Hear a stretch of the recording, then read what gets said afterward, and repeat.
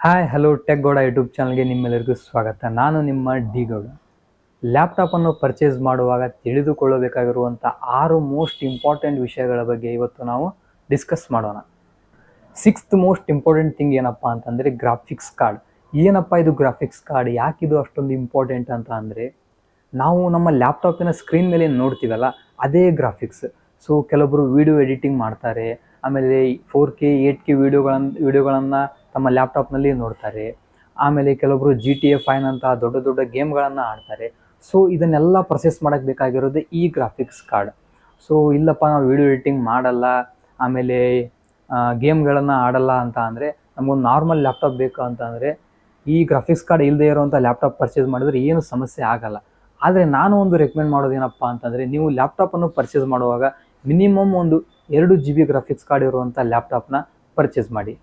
ಇನ್ನು 5th most important ವಿಷಯ ಯಾವುದಪ್ಪ ಅಂತ ಅಂದರೆ ಲ್ಯಾಪ್ಟಾಪಿನ ಒಂದು ಸೈಜ್ ಮತ್ತು ಅದರ ವೇಟ್. ನಾವು ಲ್ಯಾಪ್ಟಾಪನ್ನು ಪರ್ಚೇಸ್ ಮಾಡುವಾಗ ತುಂಬ ದೊಡ್ಡದಾಗಿರುವಂಥ ಲ್ಯಾಪ್ಟಾಪ್ನ ಪರ್ಚೇಸ್ ಮಾಡಬಾರ್ದು, ಹಾಗೆ ತುಂಬ ಚಿಕ್ಕದಾಗಿರುವಂಥ ಲ್ಯಾಪ್ಟಾಪ್ನ ಪರ್ಚೇಸ್ ಮಾಡಬಾರ್ದು. ಒಂದು ಮೀಡಿಯಮ್ ಸೈಜ್ ಇರುವಂಥ ಲ್ಯಾಪ್ಟಾಪ್ನ ಪರ್ಚೇಸ್ ಮಾಡಬೇಕು.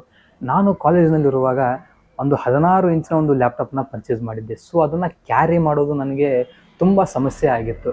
ಆಮೇಲೆ ನಾವು ಲ್ಯಾಪ್ಟಾಪಿನ ಒಂದು ವೇಟ್ ಬಗ್ಗೆ ಮಾತಾಡೋದಾದರೆ, ತುಂಬ ಭಾರವಾಗಿರುವಂಥ ಲ್ಯಾಪ್ಟಾಪ್ನ ಪರ್ಚೇಸ್ ಮಾಡಬೇಡಿ. ಯಾಕಂದರೆ ನಾವು ಕಾಲೇಜ್ ಟೈಮ್ಗೆ ಅಥವಾ ಏನಾದರೂ ಆಫೀಸ್ಗೆ ಹೋಗುವಾಗ ನಾವು ಬ್ಯಾಗಲ್ಲಿ ಇಟ್ಕೊಂಡು ಅದನ್ನ ಹೋಗಬೇಕಾಗುತ್ತೆ. ಆವಾಗ ನಮಗೆ ಅದು ತುಂಬ ವೇಟ್ ಅನಿಸುತ್ತೆ, ಆಮೇಲೆ ಕೈಯಲ್ಲಿ ಕ್ಯಾರಿ ಮಾಡೋಕ್ಕೂ ಅದು ಸ್ವಲ್ಪ ವೇಟ್ ಅನಿಸುತ್ತೆ. ಸೊ ಇದನ್ನು ಅವಾಯ್ಡ್ ಮಾಡಿ. ನೆಕ್ಸ್ಟ್ ನಾವು ನೋಡಬೇಕಾಗಿರೋದು ಲ್ಯಾಪ್ಟಾಪಿನ ಒಂದು ಬ್ಯಾಟರಿ. ನಾವು ಲ್ಯಾಪ್ಟಾಪ್ ಪರ್ಚೇಸ್ ಮಾಡುವಾಗ ಲ್ಯಾಪ್ಟಾಪಿನ ಒಂದು ಪವರ್ 6000 mAhಗಿಂತ ಹೆಚ್ಚಿಗೆ ಇದ್ದರೆ ಒಳ್ಳೆಯದು. 6000 ಇದ್ದರೂ ನಡೆಯುತ್ತೆ, ಆದರೆ 6000 mAhಗಿಂತ ಕಡಿಮೆ ಇರುವಂಥ ಲ್ಯಾಪ್ಟಾಪ್ನ ಪರ್ಚೇಸ್ ಮಾಡೋಕ್ಕೆ ಹೋಗಬೇಡಿ. ಯಾಕೆ ಅಂತ ಅಂದರೆ, ನೀವು ಬ್ಯಾಟ್ರಿನ ಫುಲ್ ಮಾಡಿದರೂ ನಿಮಗೆ ಒಂದು 2 ರಿಂದ 3 ತಾಸು ಅಷ್ಟೇ ಅದು ಬರೋದು, ಏನಾದರೂ ಹೆವಿ ಪ್ರೊಸೆಸ್ ನೀವು ರನ್ ಮಾಡಿದರೆ. ಸೊ ಅದಕ್ಕೆ ನೀವು ಹೆಚ್ಚಿಗೆ ಸಾಮರ್ಥ್ಯ ಇರುವಂಥ ಒಂದು ಲ್ಯಾಪ್ಟಾಪ್ನ ಪರ್ಚೇಸ್ ಮಾಡಿದರೆ ಒಳ್ಳೆಯದು. 3rd ಮೋಸ್ಟ್ ಇಂಪಾರ್ಟೆಂಟ್ ವಿಷಯ ಏನಪ್ಪ ಅಂತ ಅಂದರೆ ಲ್ಯಾಪ್ಟಾಪಿನ ಒಂದು ಸ್ಟೋರೇಜ್.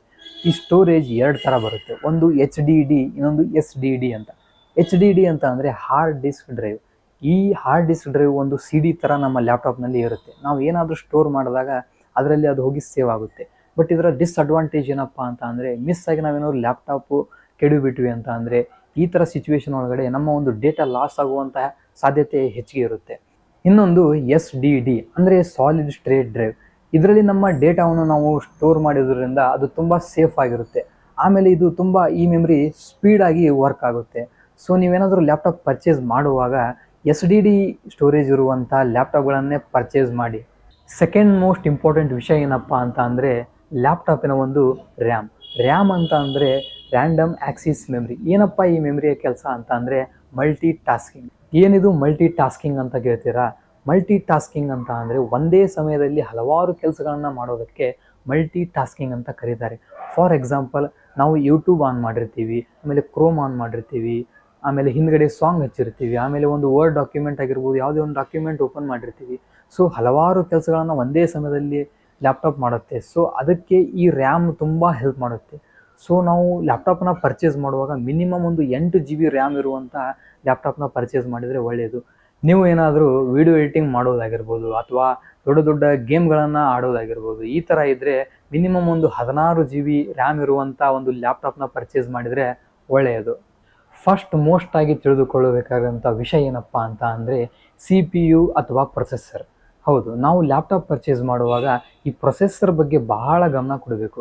ಯಾಕಪ್ಪ ಈ ಪ್ರೊಸೆಸರ್ ಅಷ್ಟೊಂದು ಇಂಪಾರ್ಟೆಂಟ್ ಅಂತ ಅಂದರೆ, ನಮ್ಮ ದೇಹದಲ್ಲಿ ಯಾವ ಥರ ಈ ಬ್ರೈನ್ ಕೆಲಸ ಮಾಡುತ್ತೋ ಹಾಗೆ ಈ ಲ್ಯಾಪ್ಟಾಪ್ನಲ್ಲಿ ಪ್ರತಿಯೊಂದು ಕೆಲಸ ಮಾಡೋದು ಈ ಪ್ರೊಸೆಸರೇ. ಲ್ಯಾಪ್ಟಾಪ್ನ ಪರ್ಚೇಸ್ ಮಾಡುವಾಗ ಮಿನಿಮಮ್ i5 ಪ್ರೊಸೆಸರ್ ಇರುವಂಥ ಒಂದು ಲ್ಯಾಪ್ಟಾಪ್ನ ಪರ್ಚೇಸ್ ಮಾಡಿ. ನಾವು ಒಂದು ನಾರ್ಮಲ್ ಕೆಲಸ ಮಾಡಬೇಕು ಅಂತ ಅಂದರೆ i3 ಪ್ರೊಸೆಸರ್ ಇರುವಂಥ ಲ್ಯಾಪ್ಟಾಪ್ ಓಕೆ. ಆದರೆ ಒಂದು ದೊಡ್ಡ ದೊಡ್ಡ ಸಾಫ್ಟ್ವೇರ್ಗಳನ್ನು ರನ್ ಮಾಡ್ತೀನಿ, ಎಡಿಟಿಂಗ್ ಮಾಡ್ತೀನಿ ಅಂತ ಅಂದರೆ ಇಲ್ಲಿ i5 ಪ್ರೊಸೆಸರ್ ಅಥವಾ ಅದಕ್ಕಿಂತ ಹೆಚ್ಚಿಗೆ ಇರುವಂಥ ಪ್ರೊಸೆಸರ್ ಇದ್ದರೆ ಒಳ್ಳೆಯದು.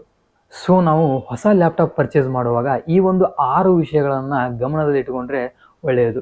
ಸೊ ಈ ವಿಡಿಯೋದಿಂದ ನೀವೇನಾದರೂ ಹೊಸದನ್ನು ಕಲ್ತಿದ್ರೆ ಲೈಕ್ ಮಾಡಿ. ಹಾಗೆ ಇದೇ ಥರ ಹೊಸ ವಿಷಯಗಳನ್ನ ಏನಾದರೂ ತಿಳ್ಕೊಬೇಕಂದ್ರೆ ಟೆಕ್ ಗೌಡ ಯೂಟ್ಯೂಬ್ ಚಾನಲ್ಗೆ ಸಬ್ಸ್ಕ್ರೈಬ್ ಮಾಡ್ಕೊಳ್ಳಿ. Thank you.